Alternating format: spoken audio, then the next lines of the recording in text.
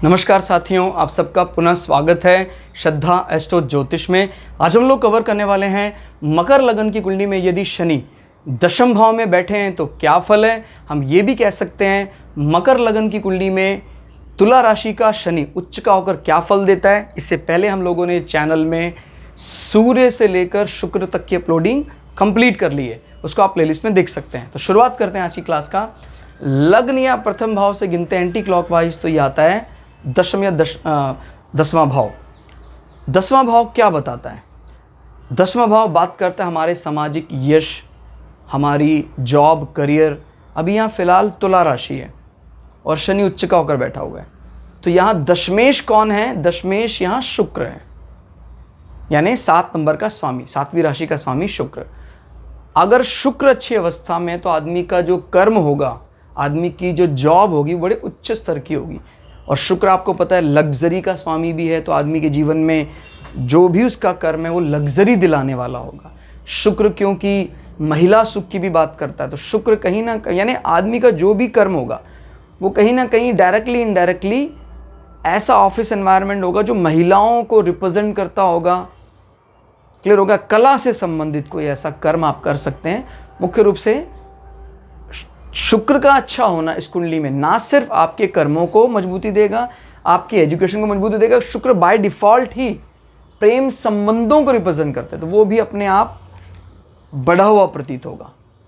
और शनि क्यों इस राशि को सबसे ज़्यादा पसंद करते हैं, यानी शनि अगर शुक्र कमज़ोर भी है तभी भी इस राशि की पूरी टेक केयर करेंगे। और अगर शुक्र मजबूत है फिर तो कहना ही क्या, फिर तो शनि जी जान से यहाँ पर अपनी जो एफिशिएंसी दे सकते हैं देंगे।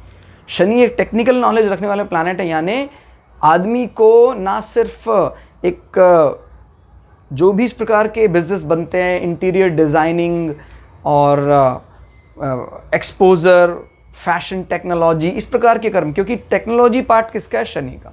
लग्नेश है शनि और धन भाव के स्वामी भी हैं। अगर शुक्र इसके हाउस में बैठ जाए या इसके साथ बैठ जाए, ग्रेट कॉम्बिनेशन। क्लियर हो गया? अगर शुक्र इसके साथ बैठ जाए तो फिर योग कारक ग्रह जो इस लग्न के लिए सबसे शुभ ग्रह है लग्नेश के बाद, वो जब लग्नेश के साथ बनाता है तो प्रबल राजयोग और धन योग को न्योता देता है। बड़ा ही ऑस्पिशियस कॉम्बिनेशन बन जाएगा, जीवन में कोई कमी नहीं रहने देगा। आपके एजुकेशन में, आपके कर्म क्षेत्र को बहुत इंप्रूव कर देगा, एसेट्स को बढ़ा देगा, शरीर को सुंदर रखेगा, पर्सनालिटी अच्छी रखेगा। क्लियर हो गया? तो शनि यहाँ पर उच्च के हैं अभी, तो जो जो इनके डिपार्टमेंट है, जो जो इनके एजेंडे हैं, उनको यहाँ बैठकर पूरा करेगा और बखूबी पूरा करेगा। आपकी पर्सनालिटी को, आपके रूप को और संवारने के लिए आपका ऑफिस एनवायरनमेंट, आपका कर्म जिम्मेदार है। कर्म आपको बहुत सामाजिक यश दिलाएगा। आपके घुटने निर्दोष होंगे, इसमें कोई दोष नहीं, कोई घटिया बाय, इस प्रकार की कोई समस्या आपको होने वाली नहीं है। मैं दोबारा बता रहा हूँ, शुक्र में कोई कमी नहीं आनी चाहिए। क्लियर हो गया? धनेश की बात करते हैं। द्वितीय भाव का स्वामी आपके दशम भाव, यानी एजेंडा ये पूरा कहाँ हो रहा है? आपके यहाँ से अच्छा खासा धन आप जोड़ेंगे। क्लियर हो गया? ये पिता के भी धन को रिप्रेजेंट करता है, उससे भी अच्छा संबंध बन रहा है। तो आपके एसेट्स में ना सिर्फ आपके द्वारा किए गए कर्म, आपके पिता से भी भरपूर सपोर्ट मिलेगा एसेट्स का। क्लियर? इसमें दृष्टि की बात कर लेते हैं, 1, 2, 3। अब क्योंकि धन बहुत ज़्यादा धन भाव को मजबूत कर रहा है, तो फिर इस कंडीशन में आपके द्वारा किए गए खर्च हालांकि अपव्यय की दृष्टि से देखे जाते हैं, लेकिन उससे कोई ज़्यादा परेशानी जीवन में होने वाली नहीं। आपको लगता है ठीक है अपव्यय हुआ है, और कहाँ बैठकर हुआ? आपके स्टेटस को मेंटेन करने के लिए कुछ खर्चे ऐसे होते हैं जो नहीं होने चाहिए थे, बट कौन चिंता करता है अगर आपका एसेट्स मजबूत है। क्लियर होगा? तो इस कंडीशन में ज़्यादा परेशानी नहीं है। हाँ, लेकिन यह है फॉरेन रिलेशनशिप को ज़्यादा फ़ायदा नहीं देंगे जीवन में। आप बनाएंगे ज़रूर, बृहस्पति अच्छा है तो कहीं ना कहीं वो उस नेगेटिव इम्पैक्ट को, उस दृष्टि के नेगेटिव प्रभाव को ख़त्म कर देगा, कम कर देगा। लेकिन फॉरेन रिलेशनशिप जो स्टेटस को लेकर किए गए हैं, या कोई ऐसी यात्रा है जो जॉब संबंधी विदेश यात्रा है, उससे आपने सोचा था कि भाई मैं वहाँ जाके अच्छा फ़ायदा कमा सकता हूँ, वहाँ नहीं। आप जो ऑलरेडी कर रहे हैं अपने निवास स्थान के पास, उससे फ़ायदा होगा, क्योंकि ये बनाता है विदेश भूमि। और शनि की, उच्च के शनि की यहाँ दृष्टि कोई ज़्यादा फायदा देने वाली नहीं है, अपव्यय करवाती है। बट मैंने बोला ना, अपव्यय इसको परेशान क्यों नहीं करता है, क्योंकि एसेट्स बहुत मजबूत है। शनि की ये दृष्टि भी ठीक नहीं है तब तक जब तक मंगल नीच भंग नहीं करवाता। अगर मंगल यहाँ आ जाता फिर आपको बॉदर करने की जरूरत नहीं, परेशान होने की जरूरत नहीं है। कर्म क्षेत्र में बैठकर शनि आपके चौथे भाव को बिगाड़ने का कार्य करेगा। सिर्फ ये पहली अवस्था माना जाएगा, पहला अटेम्प्ट माना जाएगा। दिक्कत हुई कुछ घर में लेकर, विवाद हुए, लेकिन जब नीच भंग हो जाता है तो दूसरे फेज में आपको से कोई पहला फेज जनरली हम कहते हैं भाई, जैसे जीवन की शुरुआती दौर में आपके घर में कोई समस्याएं रह सकती हैं, जहाँ भी आप कहीं शुरुआती क्षेत्र में, कर्म क्षेत्र का मतलब होता है भाई लड़का कहीं भी दोस्तों के साथ खेल रहा है या लड़की कहीं भी दोस्त, उससे कहीं ना कहीं आपके घर में कष्ट तनाव रहता है। लड़का आता है बाहर से, पिट कर आता है बाहर, इस प्रकार का तनाव रहता है। लेकिन अगर नीच भंग हो जाता है तो फिर ये तनाव, ये समस्या खत्म हो जाती है। क्लियर हो गया? जनरली हम ये मानते हैं जैसे मंगल नीच भंग करवा रहा है, तो मंगल की अगर महादशा शुरुआत में लग जाए तो नीच भंग का असर शुरू में ही दिखाई देने लग जाता है। जीवन के 7वें साल, 6ठे साल में ही दिखाई देता है, अगर शुरुआत में ही महादशा लग गई। नहीं तो आपको 2 कॉन्टिन्यूअस अंतरदशा आने पर ही ये नीच भंग ट्रिगर करता है, एक्टिव होता है पूरी तरह से। ठीक है, तो 7, फिर ये 10वीं नज़र भी देखता है। तो शनि का ये दृष्टि अगेन आपके पार्टनर जो बहुत ज़्यादा हास्य विनोद पसंद करते हैं उनको सीरियस करता है थोड़ा सा। और शनि की दृष्टि क्योंकि ये एक प्रकार का अवसाद पैदा कर सकती है, अगर चंद्रमा पीड़ित है तो वो डिप्रेशन में हो सकता है आपका पार्टनर। ये थोड़ा सा सोचने वाली बात है। अभी बैठना इतना बुरा माना जाता है, इतना बुरा यहाँ नज़र मारना नहीं माना जाएगा। चंद्रमा एक्सेल कर जाता है, अगेन परेशान होने की ज़रूरत नहीं है।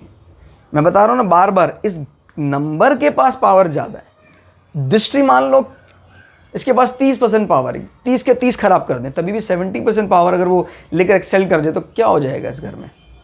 पासिंग मार्क्स तो हमें 30% से ही मिल जाते हैं, तो इसलिए ज़्यादा परेशान होने की ज़रूरत नहीं है। लेकिन ये ज़रूर है, सभी कामना करते हैं 100 की, 100 तो हालांकि किसको मिलता है। लेकिन अगर आपके जीवन में मैं कह रहा हूँ कुंडली का ओवरऑल रिजल्ट 50-60% आ जाता है, then it is well and good. परेशान होने की कोई ज़रूरत नहीं है।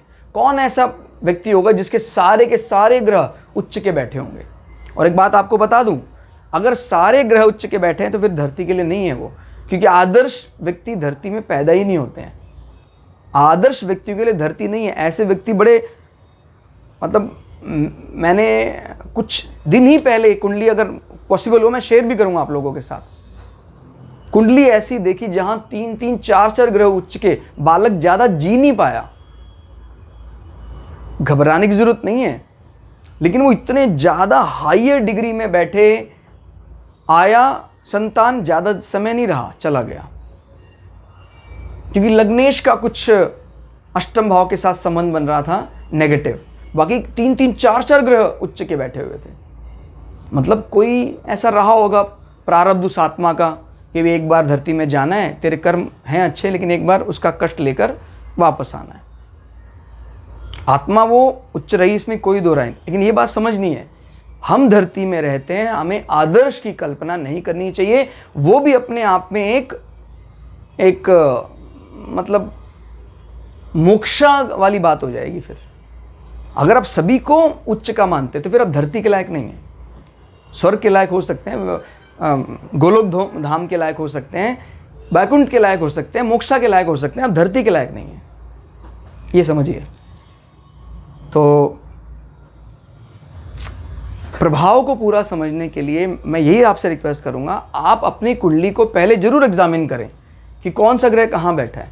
लेकिन एस्ट्रोलॉजी क्या है उसको समझना चाहते हैं तो भृगु सरल पद्धति या भृगु संहिता की सारी वीडियो सिलसिलेवार ढंग से शुरू को उठाई, मतलब शुरुआत कीजिए सूर्य से, सभी लग्नों में सूर्य को देख लीजिए, चंद्रमा को कंप्लीट कीजिए, ऐसे करते करते राहु केतु तक कंप्लीट कर लीजिए।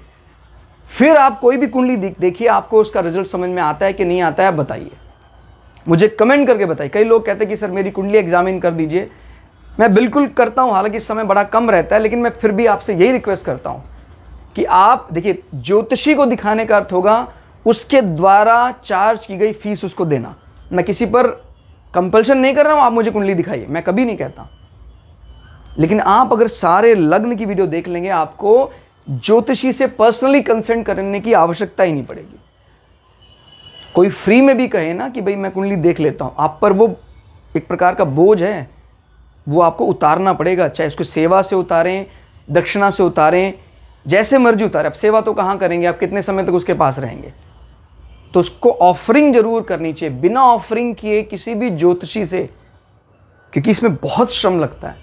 और श्रम आपने फ्री में ले लिया, अगर श्रम का कोई मूल्य नहीं चुकाया तो ये अनर्थ हो जाएगा। क्लियर? तो ये जरूर ध्यान रखना है। कई लोग सोचते हैं यार कुछ फ्री में मिल जाए। फ्री में लिया हुआ धन, फ्री में लिया हुआ ज्ञान व्यर्थ हो जाता है। इसीलिए ठीक है, कोई वॉलेंट्री आपको कर रहा है, फिर भी उसकी गुरु दक्षिणा आपको पूछनी ही चाहिए कि सर आप धन नहीं ले रहे हैं, क्या दक्षिणा दूं मैं आपको। कहता है मेरी ये दक्षिणा है कि जो मैंने ज्ञान दिया है कम से कम 10 लोगों को तुझे शिक्षित करना होगा, ये गुरु बताएगा। जरूर पूछना उससे, नहीं तो ये व्यर्थ है आपके लिए।